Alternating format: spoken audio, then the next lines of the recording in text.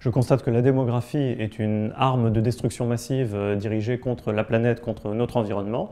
Et ma proposition, c'est de lier les droits de la nature avec les droits des enfants et les droits des femmes.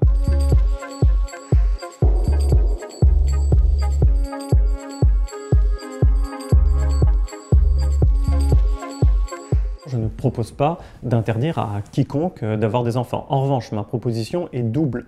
Ma proposition, c'est d'accompagner tous les projets parentaux par un contrat de parentalité et de créer ce que j'appelle un marché mondial des droits à procréer, ça c'est sur le plan international, pour financer les droits des femmes, à savoir le planning familial et l'éducation des filles.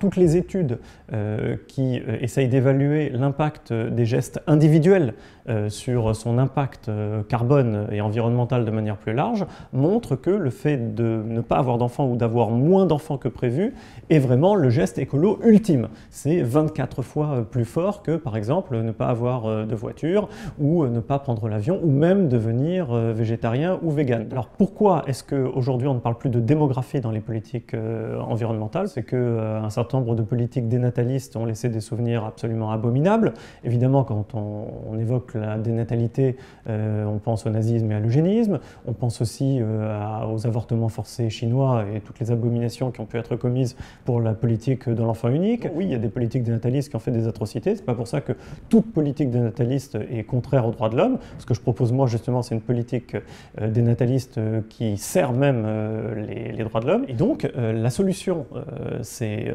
forcément de passer par quelque chose de collectif, qui soit à la hauteur des véritables enjeux. Et les enjeux, ils sont importants parce que la planète est tout simplement en train de crever.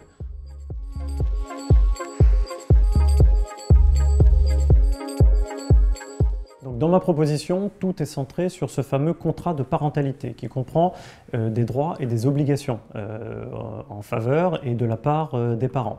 Vous me donnez le cas de parents qui ont des problèmes psychiatriques, etc.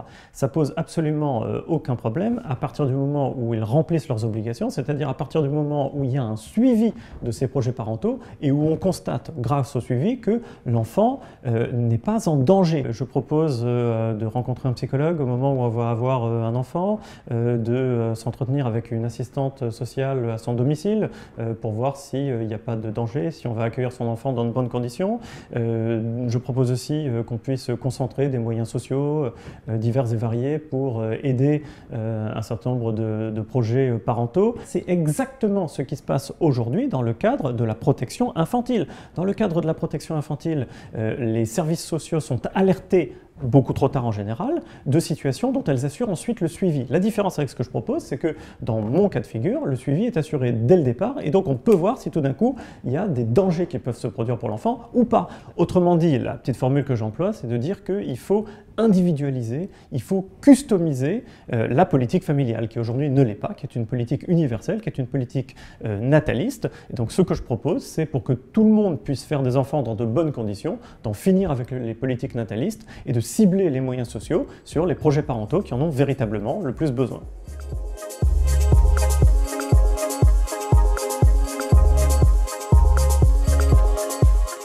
Concrètement, on définirait un certain nombre de pays contributeurs et un certain nombre de pays bénéficiaires en fonction de la situation économique des uns et des autres. Mais là, j'invente rien, c'est exactement ce qui existe aujourd'hui pour l'aide publique au développement mondial.